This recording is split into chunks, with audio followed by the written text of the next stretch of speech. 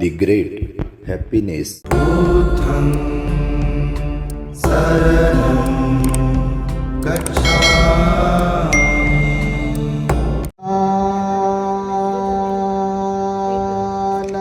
उपादो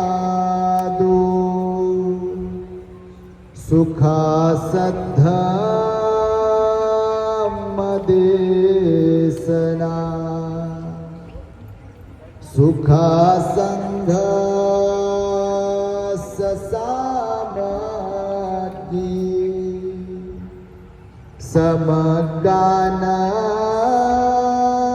तपो सुखो।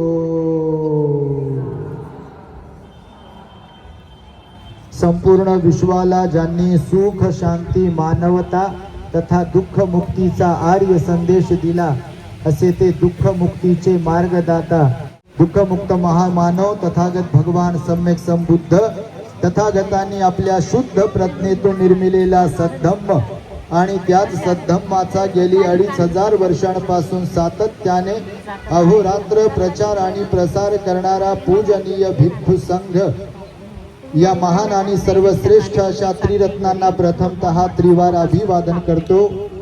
ज्यांच्या महान आणि असीम त्याग प्रभावामुळे आपल्याला जो हा अनमोल असा बुद्ध धम्म लाभला आणि ज्यांच्यामुळे आपल्याला हे एवढे मोठे वैभव प्राप्त झाले असे महान युग प्रवर्तक भारतीय राज्यघटनेचे शिल्पकार परमपूज्य बोधिसत्व डॉक्टर बाबासाहेब आंबेडकर या महामानवाच्या महान अशा धम्मक्रांतीमध्ये संपूर्ण जीवनाला समर्पित करून आज या महान मंगलमय बुद्ध पौर्णिमेच्या पूर्वसंध्येला या पावन पवित्र अशा बोधिसत्वाच्या पदस्पर्शाने कार्यकर्तृत्वाने पुनीत झालेल्या नागसेन वन भूमीमध्ये मिलिंद महाविद्यालयाच्या प्रांगणामध्ये आपण सर्वजण इथे उपस्थित आहात। माझ्या समवेत उपस्थित असलेले आमचे धम्मबंधू ज्यांच्या माध्यमातून ज्यांच्या सहकार्यातून 2 दिवसीय बुद्ध पौर्णिमा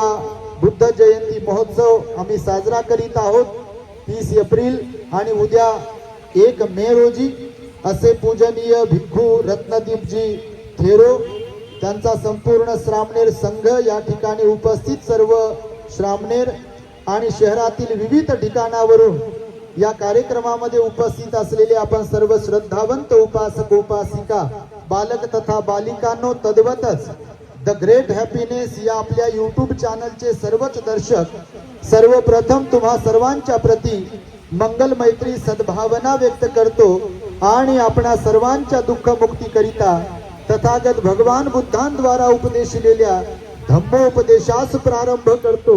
आपण सर्वांनी शांत एकाग्र आणि श्रद्धायुक्त चित्ताद्वारे या अनमोल बुद्धवाणीला आपल्या हित सुखाकरिता श्रवण करावे ग्रहण करावे। तुम्हा सर्वांना सर्वप्रथम बुद्ध पौर्णिमेच्या मंगलमय शुभेच्छा। धन्यवाद। तुमच्याही जीवनामध्ये भगवान बुद्ध त्यांचा धम्म आणि संघाच्या प्रभावामुळे तुम्हा सर्वांना 100 वर्षाचं निरोगी आयुष्य लाभावं आणि तुम्हा सर्वांच्या जीवनामध्ये परिवारामध्ये कुटुंबामध्ये जे म्हणून काही दुःख असेल संकट असतील त्रास असतील रोग असतील त्यातूनही तुमची सुटका हो आणि सुख शांतीचं जीवन तुमच्या वाट्याला येऊ अशा प्रकारची मंगलमय सद्भावना व्यक्त करीत आहे। सर्वप्रथम हा परिसर हे महाविद्यालय आणि बोधिवृक्षाखाली कार्यक्रम घेण्याची परवानगी सहकार्य ज्यांच्या माध्यमातून आम्हाला लाभलंय अशा मिलिंद कला महाविद्यालयाच्या प्राचार्य डॉक्टर वैशाली प्रधान मॅडम यांच्याही प्रती आणि संपूर्ण साफसफाई ज्यांनी आपल्या संपूर्ण मिलिंद महाविद्यालयाच्या कर्मचाऱ्यांनी करून दिली त्यांच्याही प्रती आपण सर्वांनी साधुकाराने त्यांच्या या पुण्याचं अनुमोदन करावे। खरं तर पूर्वनियोजित असा काही हा कार्यक्रम नव्हता पण आम्ही दौऱ्यावरती असतो हे तुम्हा सर्वांना ठाऊक आहे। तुम्ही पाहत असाल सोशल मीडियावरून काही दिवसांपासून मी पाहत होतो की औरंगाबाद शहरामध्ये एका वेळी एका काळी फार मोठी मिरवणूक निघायची मोठी जय्यत तयारी व्हायची पण माहित नाही काय झालं ते वातावरण पाहिजे तसं नाही आहे धम्माचं. तुम्ही पण सुज्ञ आहात, मायबाप आहात. तुम्ही पाहत असाल जैनांची जेव्हा वर्धमान महावीरांची आता जयंती झाली, सर्वत्र बघा जैन लोक किती मोठ्या थाटामाटाने उत्साहाने त्यांची ती जयंती साजरी केली बघा. मुस्लिमांचे लोक बघा त्यांचे जे काही ईदचे प्रोग्राम्स वगैरे असतात किती धार्मिकतेनं आत्मीयतेनं श्रद्धेनं साजरे करतात बघा. हिंदूंचे अनेक सण येतात आणि तेवढ्याच श्रद्धेनं ते सण साजरे करतात. आपल्याला तर आपल्या बाबांनी बुद्धाचा धम्म दिला जो सर्वश्रेष्ठ आहे. यं किंची रतनं लोके विज्जती विविधा पुतु रतनं बुद्ध समं नत्थी रतनं धम्म समं नत्थी रतनं संघ समं नत्थी तस्मा सोथी भवन्तु मे तस्मा सोथी भवन्तु ते. काय म्हणता तुम्ही वंदनेमध्ये माहिती आहे तुम्ही या गाथेचा काय अर्थ होतो? ही पाली भाषा आहे. यं किंची रतनं लोके 31 लोक आहेत. भगवंताने किती लोक सांगितले? लोक म्हणजे असे माणसं नाही बापा, भूमी 31 भूमी सांगितलेले आहेत. त्याचं डिटेल्स नाही सांगत मी, पण आहेत आपल्या चॅनलवरती त्याचा विस्तार आहे. तर 31 भूमी त्याला लोक पण म्हटलेला आहे. तर यं किंची रतनं लोके, रतन रत्न आहे ना, हिरे मोती माणिक काय मोती म्हणतात त्याला, हिरे.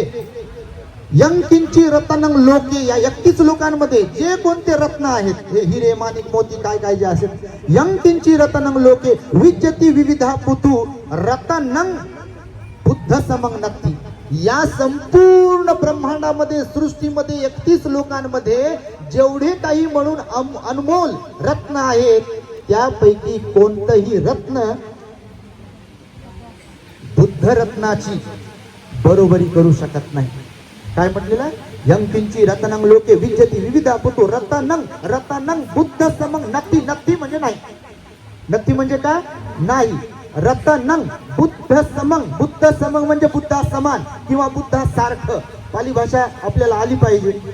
बुद्ध समं नत्थी, बुद्धा समान नाही, बुद्ध समं नत्थी तस्मा सोथी भवत्या सत्यवचनाने एक. माझे नाही तर मी तुमचे म्हणत असेल तर तुमचे जय मंगल कल्याण हो. मग धम्मरत्न संघरत्न हे 3 रत्न आहेत बघा. आणि त्यामुळे हे महान रत्न आपल्याला आपल्या बाबासाहेबांमुळे लाभलेले आहेत बघा. त्या बाबासाहेबांच्या प्रती सुद्धा आपण सदैव कृतज्ञ राहिलो पाहिजे.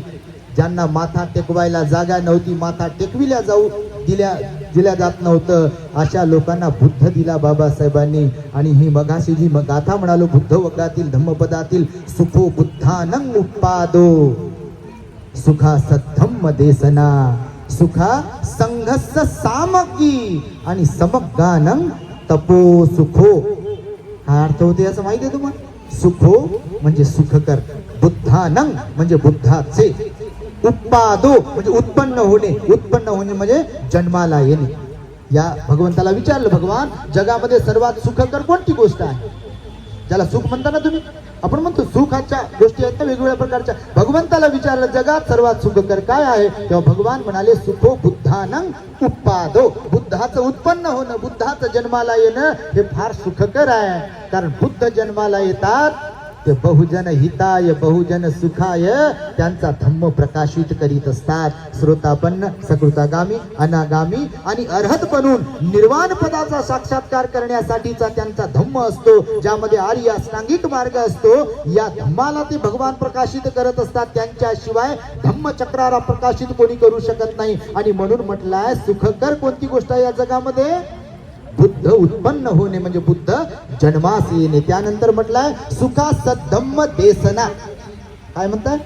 सुखा सद्धम्म देसना. देसना म्हणजे काय?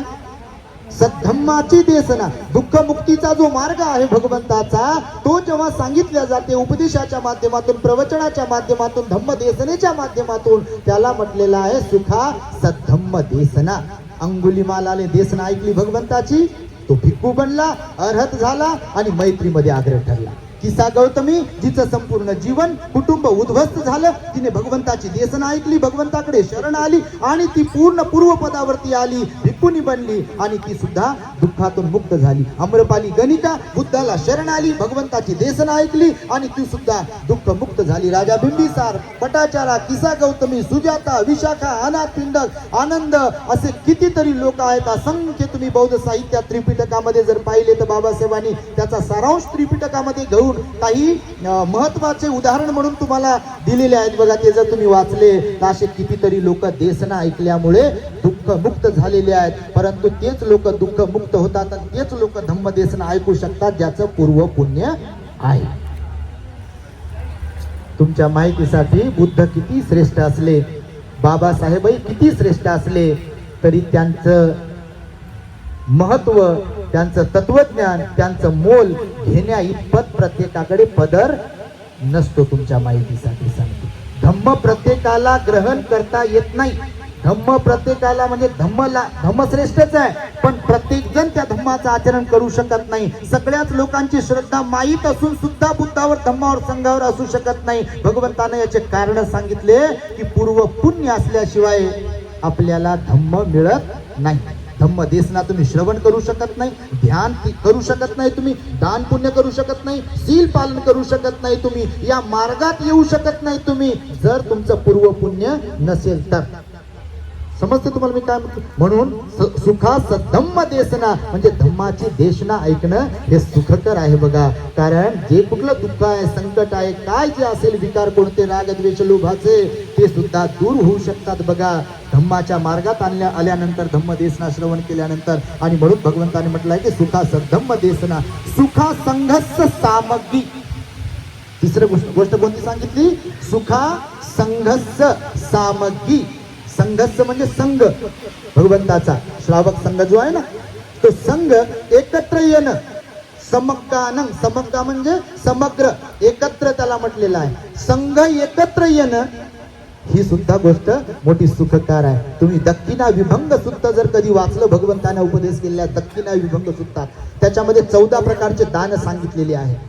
तर ते कोणाकोणाला दिले पाहिजे, कोणत्या दानाचं कोणतं फळ आहे, आणि त्याच्यात बुद्ध प्रमुख भिक्खू संघाला दिलेलं दान कसं श्रेष्ठ आहे हे भगवंताने सांगितलं. जसं महाप्रजापती गौतमी आपल्या भगवंताकडे जाते, तुम्ही ऐकलं असेल, शॉर्ट मध्ये सांगतो, चिवर वस्त्र घेऊन आणि भगवंताला दान देते. तर असे भिक्षू संघामध्ये भिक्षू संघ पण बसलेला असतो. भगवान त्या आईला म्हणतात की आई तुला पुण्य पाहिजे की महापुण्य पाहिजे? ती काही तेवढा काही अभ्यास नसते तिचा, पण ती म्हणते की महापुण्य पाहिजे. तर आई, हे मला एकट्याला उद्देश ठेवून न देता, मी पण संघाचाच एक भाग आहे, मी पण संघातच येतो आहे, तू संघाला उद्देश ठेवून दान दे.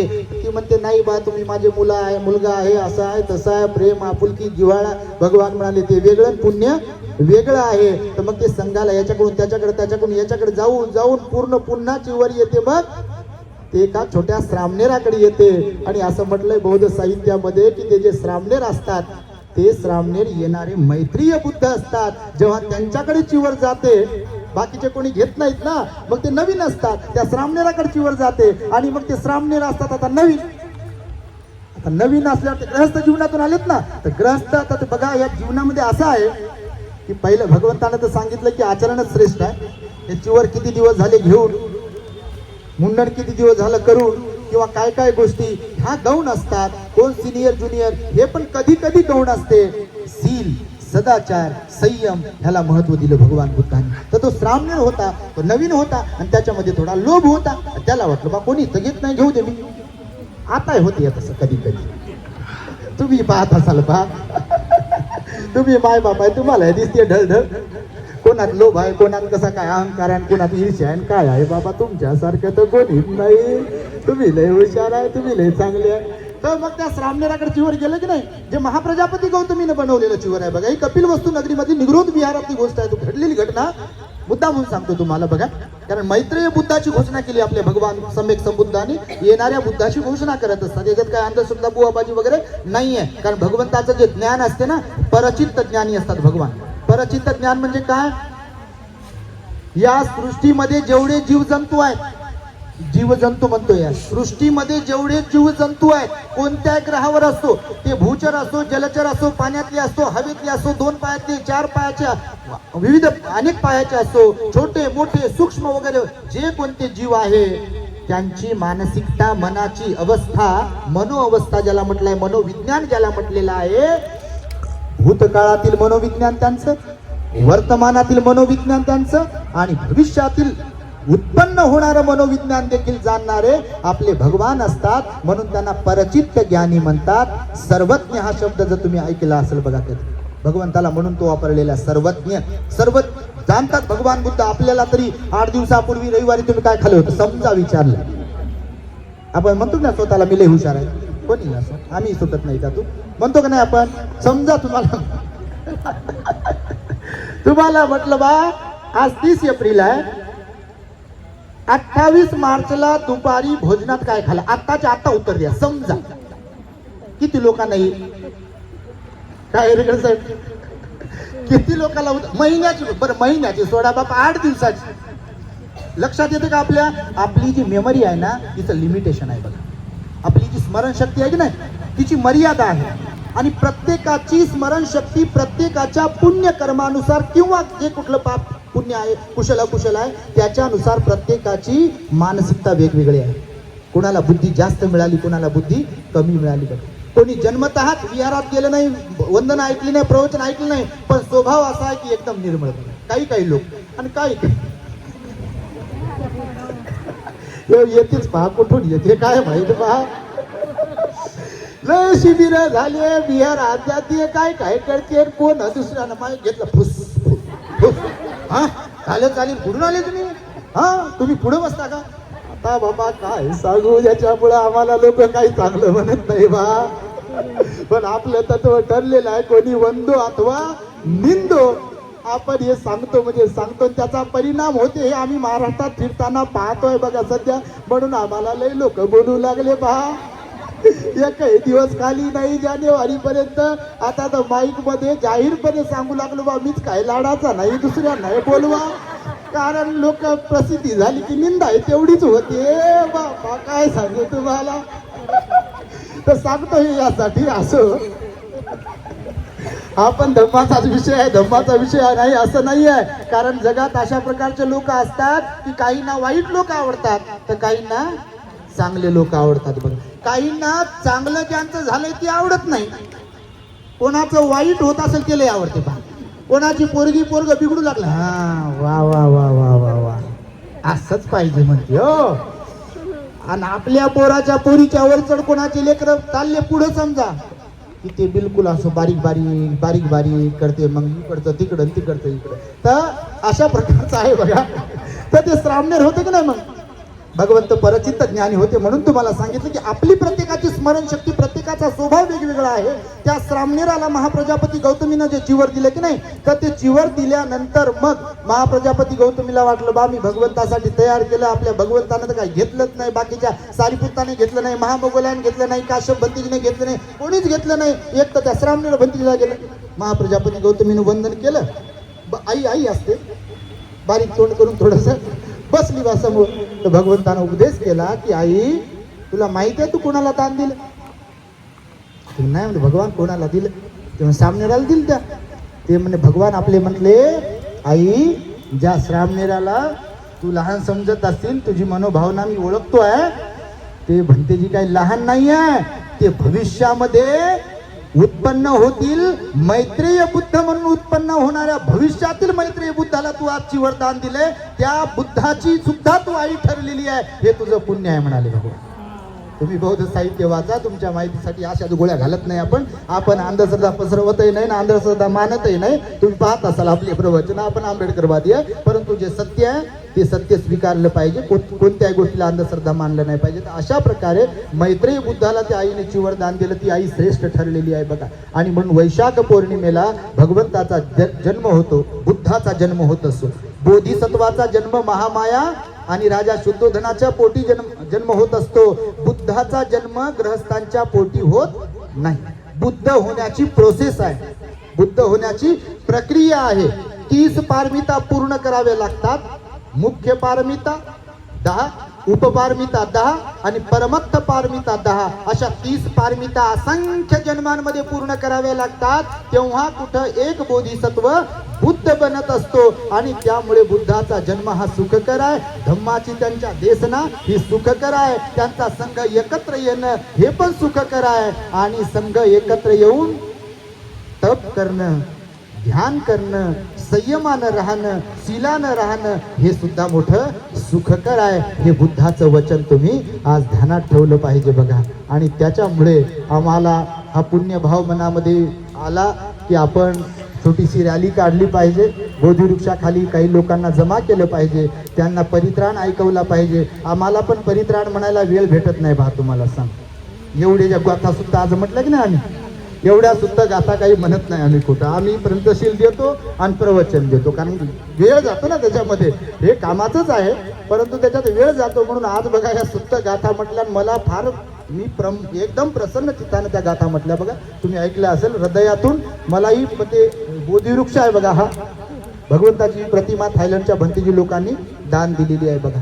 तर भगवंताच्या मूर्तीसमोर आपण बसलो, परित्राणही ग्रहण केला, अत्यंत सुंदर असा परित्राण होता आणि तो ग्रहण केला. आम्ही तुम्हाला तो भगवंताची वाणी म्हणून दाखवली. तेव्हा आजच्या पौर्णिमेला आता मला वाटतं किती वाजले, आता सुरुवात होते बघा वैशाख पौर्णिमेला. मी मगाशी जे तुम्हाला म्हणालो की सायंकाळचे 6 ते रात्रीचे 10, रात्रीचे 10 ते मध्यरात्रीचे 2, मध्यरात्रीचे 2 ते सकाळचे 6 असं टप्प्याटप्प्याने भगवान बुद्धाला 37 बोधिपाक्षीय धम्माचं ज्ञान प्राप्त झालं. किती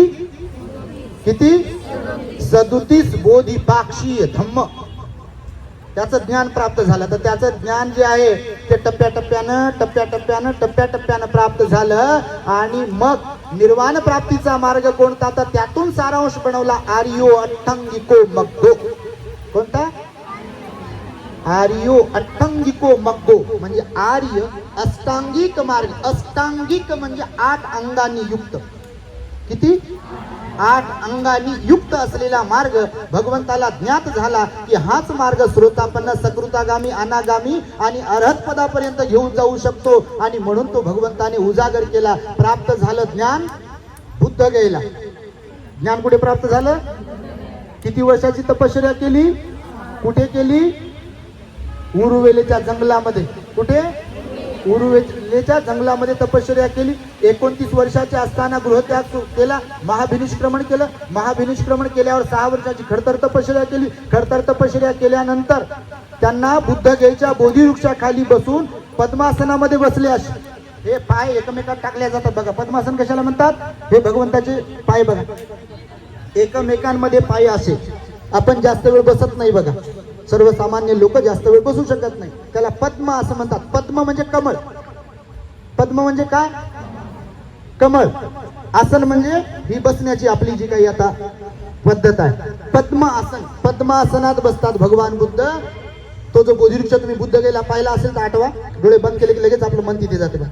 पतन लवलं जे शब्द ऐकला यानं आणि डोळे बंद केले की आपलं मन तिथे जाऊन येते बघा. आता तुमचं मन जाऊन आलं, माझं मन तिथे चाललं गेलेलं आहे, तिथे ऑलरेडी तिथे. आता बघा तुम्ही बुद्ध काय दिसत आहे. बोधिवृक्ष ज्याने कोणी पाहिलं असेल तिथे पोहोचा. आता तिथे वज्रासन आहे बघा. आताही सर्वात अगोदर सम्राट अशोकाने तिथे वज्रासन बनवलेलं आहे. वज्रासन एकदम भगवंत ज्याच्यावर बसले की नाही तिथेच बोधिवृक्ष 4थ्या-5व्या पिढीतला बोधिवृक्ष आता जो आहे ना तिथे बुद्ध गेला 4थ्या-5व्या पिढीतला. त्याला जाळलं, तोडलं, वाऱ्या वावधानानं पडला तो. आणि अलेक्झांडर कनिंगहॅम जो होता पुरातत्व खातं ज्याने काढलं ना, इंग्रज अधिकारी, तर त्याने ते पुरातत्व खातं काढलं. त्याने तिथे मग ते उत्खनन केलं, ते विहार सापडलं. तर सम्राट अशोकाने ते वज्रासन ज्याच्यावर भगवान बुद्ध बसले होते ना ते वज्रासन अगोदर बसवलं.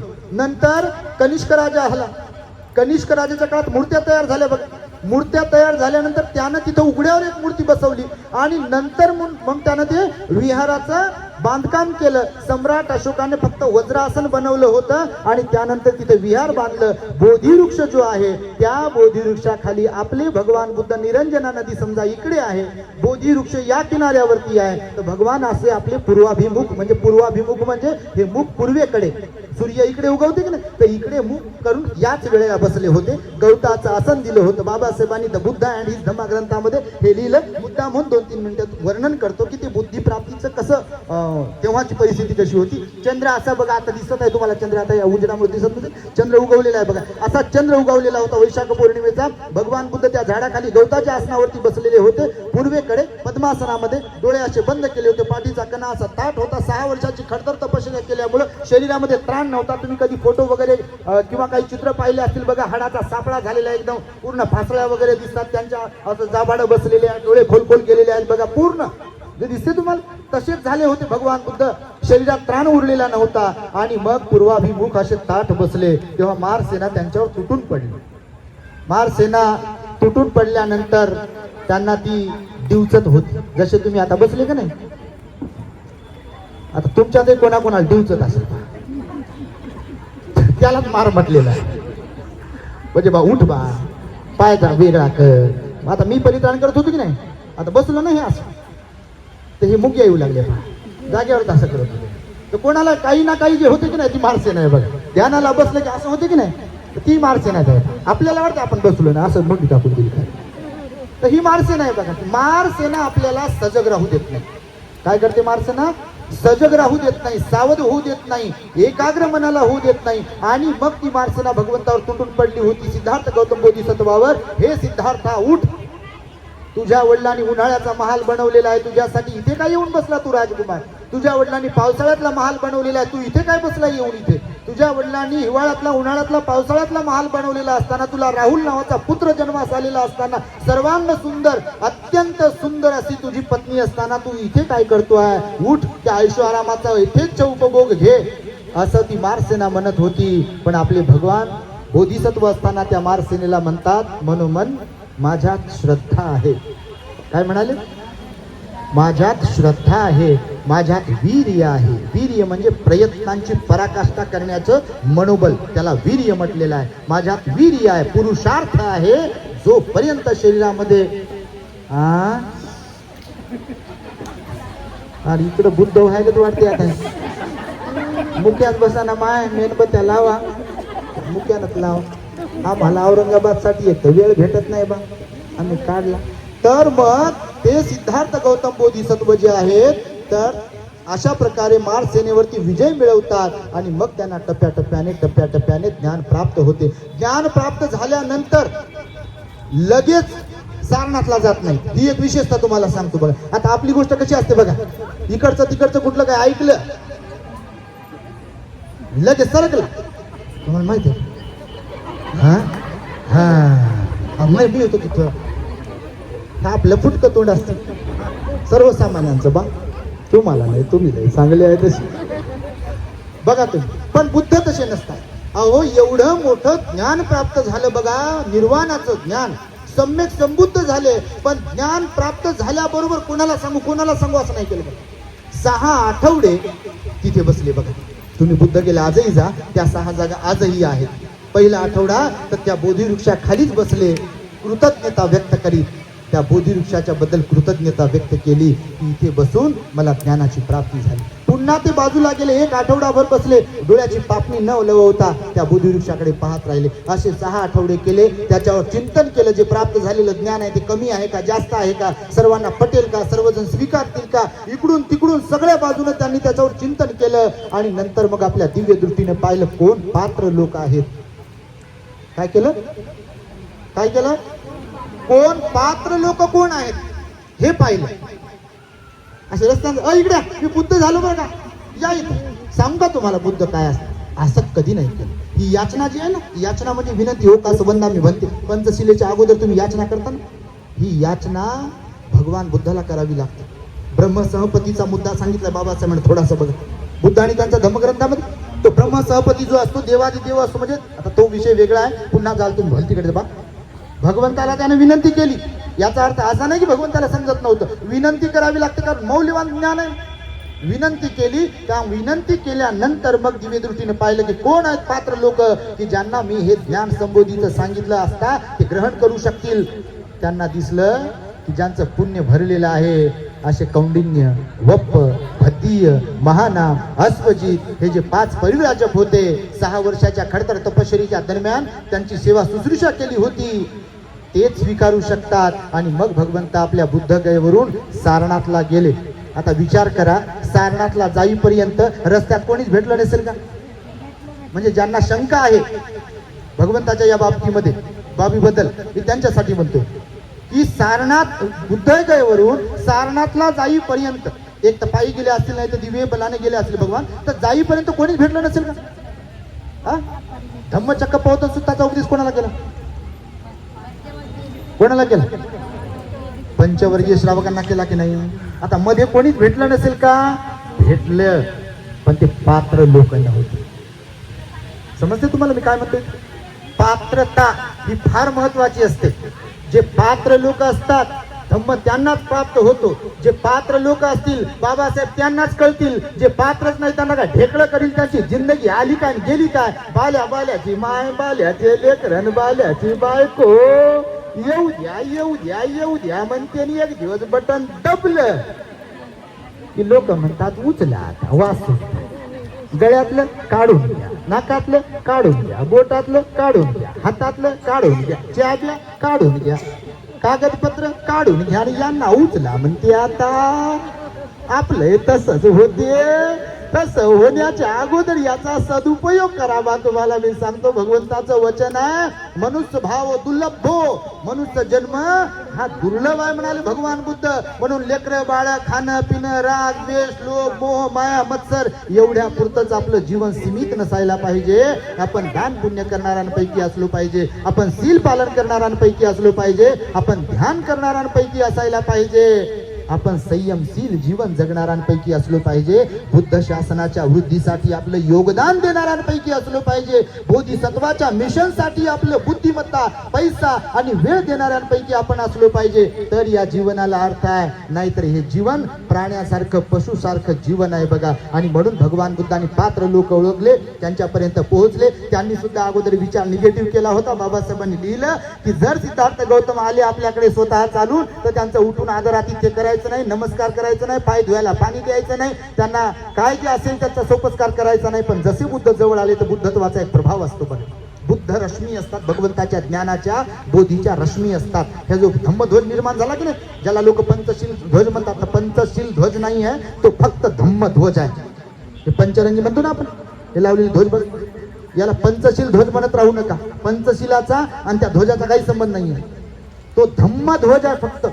श्रीलंकेमध्ये तयार केला तो धम्मध्वज. कशामुळे तयार केला? ते रंग भगवंताच्या शरीरातून बोधीचे ते रंग, त्याला रश्मी म्हटलेला, आभा म्हटलेला, त्या निघत होत्या भगवंताच्या पूर्ण शरीरातून, त्याला ते रश्मी म्हटलेला आहे, आभा म्हटलेला आहे. आणि त्यातून मग तो धम्मध्वज प्रतीक म्हणून बुद्ध धम्माचं तयार झालेला आहे. तर अशा प्रकारे मग भगवान तिथे उपदेश करतात आणि नंतर मग तिथे भगवंतासह ते 5 लोक अर्हत बनतात. नंतर यश येतो तिथे, त्याचे 54 मित्र येतात, असे 61 अर्हत बनतात.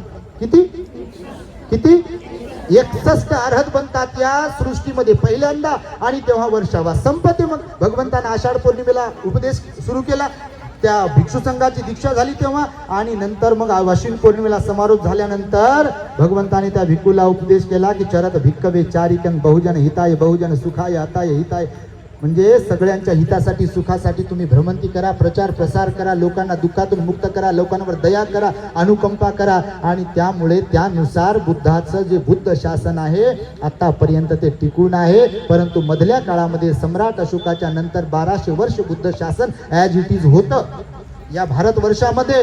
पण नंतर विघ्न संतोषी लोक इथं जन्माला आले. पुष्यमित्र शुंग इथे जन्माला आलं. त्यानं कटकारस्थान करून मौर्य साम्राज्य हाणून पाडलं, स्वतः गादीवर बसला आणि त्याने फरमान सोडलं, जो कोणी व्यक्ती भिक्खूचं मुंडन, एवढी मुंडी शीर कापून आणून देईल त्याला 100 सोन्याचे नाणे बक्षीस म्हणून देईल. तर भिक्खूंच्या कत्तली करण्यात आल्या. मग त्या काळामध्ये विहाराची तोडफोड केली, विहार कन्वर्ट केले, ज्यांना तोडता आलं नाही ते कन्वर्ट केले. आणि अशा प्रकारे बुद्ध धम्माचं पतन केल्या गेलं भारतामध्ये. आणि त्याचा अनंत काळ इथे गेला भारतामध्ये. तरी सुद्धा तोडलं, फोडलं, कन्वर्ट केलं, तरी सुद्धा जिथे कुठे आज उत्खनन होते तिथे फक्त आणि फक्त बुद्ध आणि बुद्ध विहाराचे अवशेषच सापडतात. कारण ही बुद्धाचीच भूमी आहे हे आपल्या बाबासाहेबांच्या लक्षात आलं. आणि आपल्या बाबांनी 1935 ला जरी धर्मांतराची घोषणा केली तरी धर्मांतर मात्र 1956 ला केलं.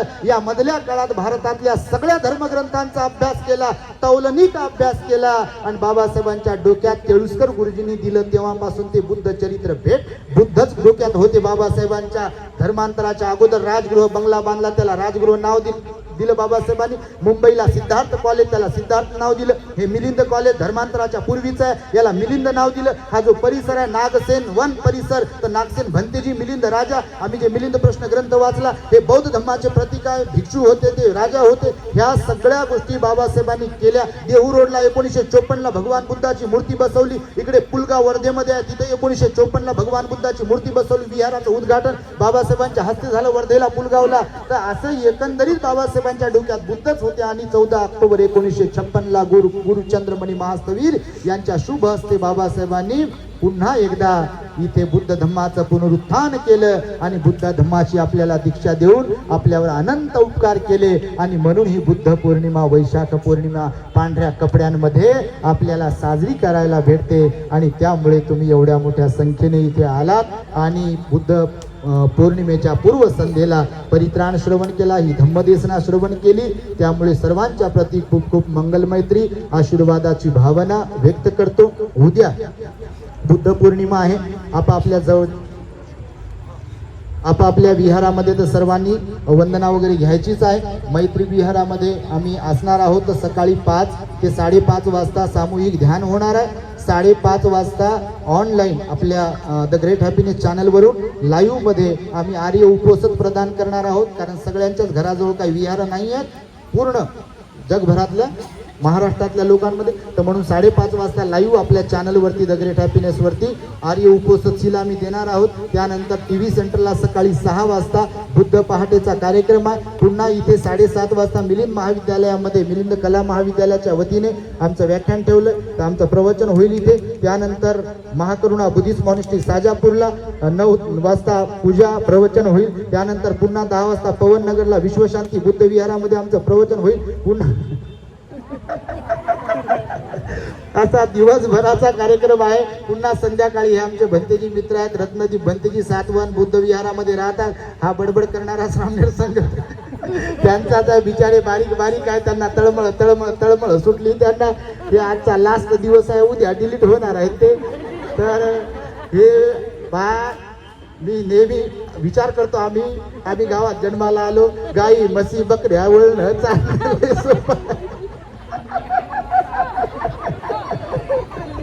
हे लयच अवघड आहे, तुम्हाला काय सांगू.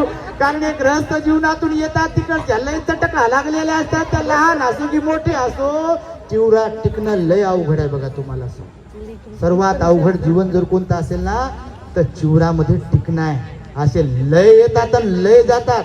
आमच्याकडे असे लय जोशात लोक येतात हो,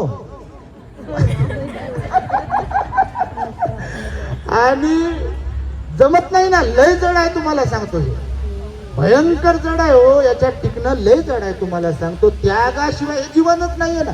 त्याग असेल, संयम असेल, श्रद्धा असेल बुद्ध धम्म संघावर, तर टिकते. नाही भलत्यात कोणतं असेल ते विचार डोक्यात चालत असतील तर टिकत नाही बघा. आणि त्यामुळे आमच्या रत्नजी भंतेजीने श्रामणेर संघाला घेऊन आले, ते पण इथे बसलेले आहेत. तर उद्या सायंकाळी पावाचा कार्यक्रम आहे, सांस्कृतिक कार्यक्रम. तुम्ही जयमंगल अट्टगाथा, महामंगल सुत्त, रतन सुत्त, कर्णियमित सुत्त पावाच्या आवाजात ऐकलेला असेल. हा एक बौद्ध संस्कृतीचा ठेवा आहे बघा. आपल्याला वेगळं करून चालणार नाही त्याला. आणि मी नेहमी सांगतो उजागरपणे, बुद्ध बाबासाहेबांचं गाणं म्हणजे मनोरंजनाचं गाणं आहे का मला सांगा बरं. बुद्ध बाबासाहेबांचं गाणं मनोरंजनाचं गाणं नाही आहे. बुद्ध बाबासाहेबांच्या गाण्यामध्ये अश्लीलता नाही आहे. बुद्ध बाबासाहेबांचं गाणं प्रबोधनाचं गाणं आहे. आणि म्हणून आम्ही गाणे हाणत असतो कधी कधी प्रवचनामध्ये, पण काही काहीचं पोट लय दुखते बापा, लय चुगल्या करतात मग आमच्या बाबतीमध्ये. पण आमचा गणित ठरलेला आहे, करुणानंद भंतीला कोणी वंदो का निंदो, कोणी बोलवा का नका बोलवू. पण आमची आता प्रेझेंटेशन स्किल जी आहे किंवा पूर्वकर्मामुळे जे मिळाले ते कोण बदलू शकते, त्याला कोणी बदलू शकत नाही. आणि त्यामुळे बघा उद्या पावाचा कार्यक्रम आहे सायंकाळी 6 वाजता आपल्या सातवाहन बुद्ध विहारामध्ये.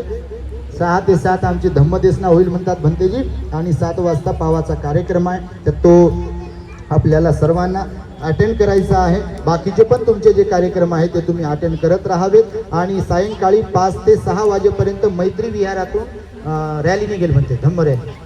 उद्या सायंकाळी 5 ते 6 पर्यंत म्हणजे मैत्री विहारातून निघेल आणि सातवाहन बुद्ध विहारातीचा समारोप होईल आणि आपला कार्यक्रम सुरू होईल. The great happiness. बुद्धं शरणं गच्छामि.